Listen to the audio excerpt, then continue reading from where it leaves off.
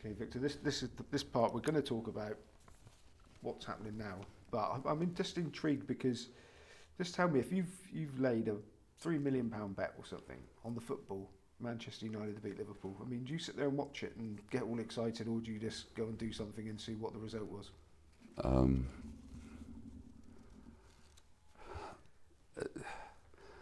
I won't watch it all the way through. I'll come and go, but I'll be, but you're usually more interested in on a Saturday. You're more interested in all the results. You just need one and preferably two to go your way, and then it's jackpot, isn't it?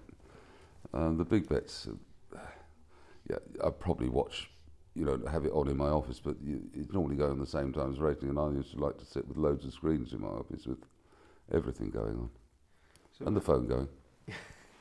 So how involved are you with racing these days? So you've still got horse in training, and do you like to have a bet, or do you still lay a few? I mean, what? I just have a bet occasionally. I have a few bets at Cheltenham, which, I think it's the first time I won, quite a bit this meeting. Last year wasn't so good,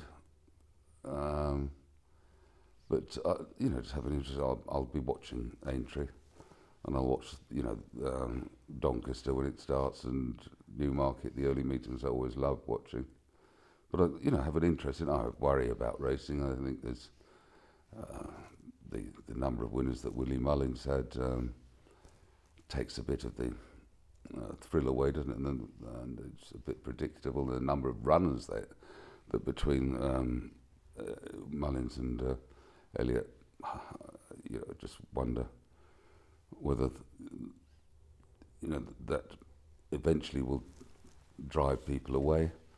Although if the punters keep winning, they'll probably stay. It might be just a blip, a 2-year blip. I mean, it's lovely to see Blackmore riding winners like she does. She's a breath of fresh air in the racing business. There's always something changing, isn't there? I wonder how the Irish will fare at Aintree. Should be interesting. I don't like the 4 days. 5 days would, to me, make it worse. I think the 3 days was concentrated quality. There's no doubt. I can't agree with the allowances for mares because you're seeing mares, the champion hurdle winning far too often. I don't understand. Well, it's motivated by one thing, money, and that's what they're there for, to make Cheltenham. But the 3 days was special in that there was not a bad race there. Okay, you said that you won a few quid. How Yeah. does somebody like Victor Chandler go? Do you go on the exchanges? Have you got a benevolent bookie that doesn't mind taking your well-informed bets? I wouldn't tell you that. Have you ever had the ignominy of having a bet maxed online? Have you gone down that route at all? No, I wouldn't. No, I'd do it privately. Okay, you mentioned that you were a bit worried. I mean, gambling's got a pretty, what you describe as a toxic reputation, which seems to be getting worse in the UK, which has been part of the UK's culture for centuries. It's sort of been turned around with the machines and that sort of thing. Do you think can it be spun back round the other way? I mean, it's going to take a big PR campaign, isn't it, to try and... There are always dangers in cracking down on gambling, legal gambling. And, we've got to a stage where I believe it's probably over-regulated.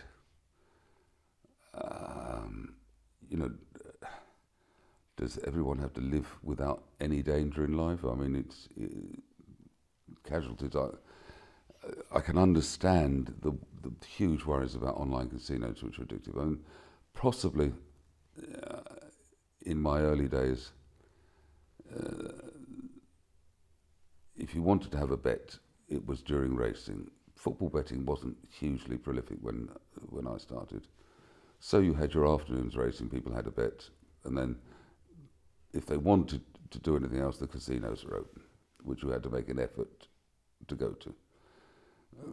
Online, and fob teas, very, very dangerous. You know, it's 24/7, 365 days a year that you can have a bet. You can't calm down, you can't rethink, and it's very, very addictive. I can understand the worries of that. But you can go too far, and what I mean by taking it too far is if they restrict things too much, it'll go under the counter.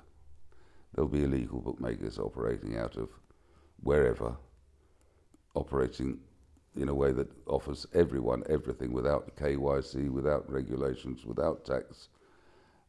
Drive it underground, and it's very, very hard. Well, it's impossible to control, and that will be my main concern. It's, you know, and people's attitude to gambling seems to, you know, from the time they closed down the betting shops in the, I think it was the late 1890s, early 1900s, wasn't it? And that created the street bookmaker, who were mostly, well, you couldn't rely on to pay, but I suppose most of them did because they survived. But there were lots of street warfare about pitches in certain areas of the UK. Factories all had their own bookmakers. The streets were full of them, and it was underground. And then, you know, legalised in the 60s, but very, you know, very much controlled in the 60s with the blacked out betting shop windows and no seats and all that sort of thing. It's slowly liberalised, and now you're seeing a backlash. I don't know. You know, these campaigns happen and people latch onto them. There are no doubt casualties, but there's casualties with a lot of things in life. Now, you're associated with a bookmaking organisation in Africa?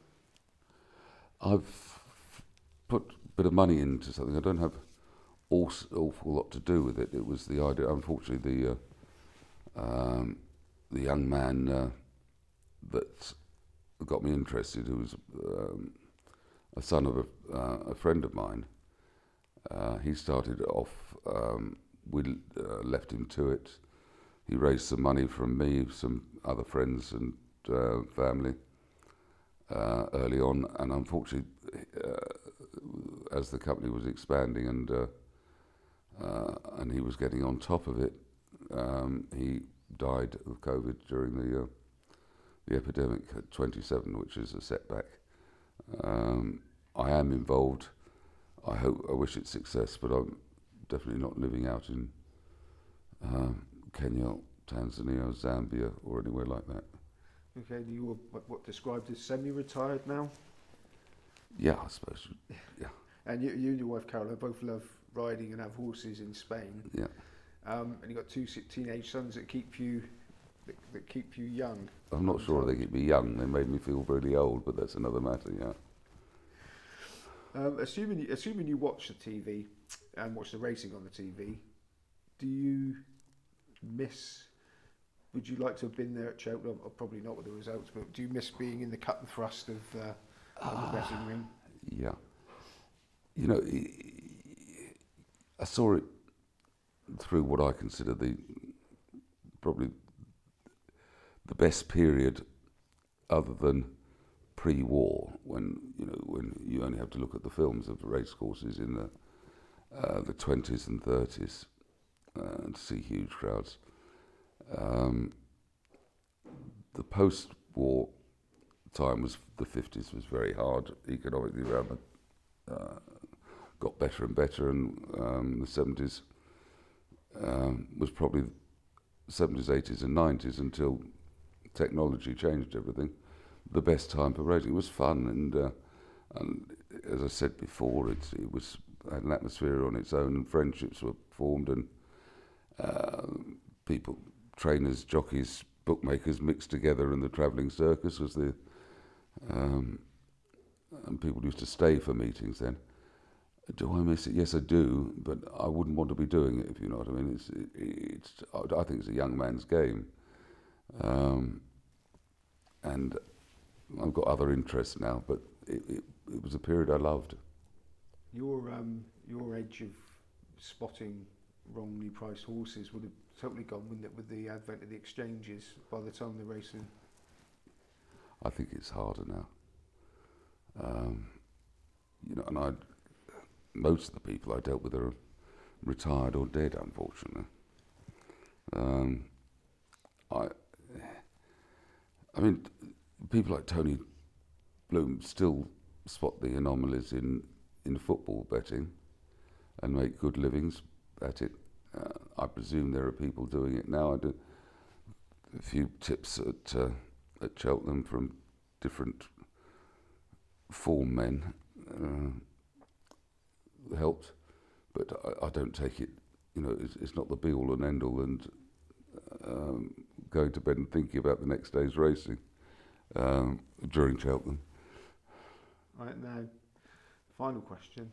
In looking back on an extremely successful career, is there anything, if you could have whispered into young Victor's ear back when he took over on the rails, I've got his pictures on the rails, is there anything you would have told him that might have changed things a bit, if you could have done that?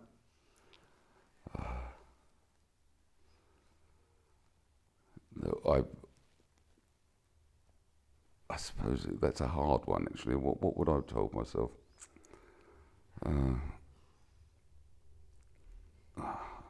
suppose the thing is learn more quickly, but you have to grow up. Well, I suppose embrace technology even earlier than I did, and the changes in racing, the shock of Sunday racing, and having been a huge supporter once it came, I've realised from that day on I'm working 7 days a week instead of 6 days a week.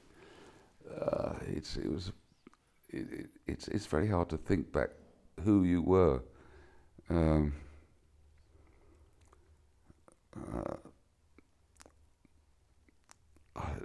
I can't think of anything because I enjoyed the learning curve. I had a lot of fun. There are a few mistakes I made, a lot of mistakes I've made, and things that I regret happening. But and from regretting not to get to know some people well, and trusting some people. We've always been let down at different times. But no, I can't think exactly what. I suppose. Should have opened a few more betting shops when I had the opportunity, but we did have lots at different times. But they never interested me as much as playing the game. Okay, well, you played the game extremely well. Victor Chandler, legend of the betting ring. Thank you very much. Thank you.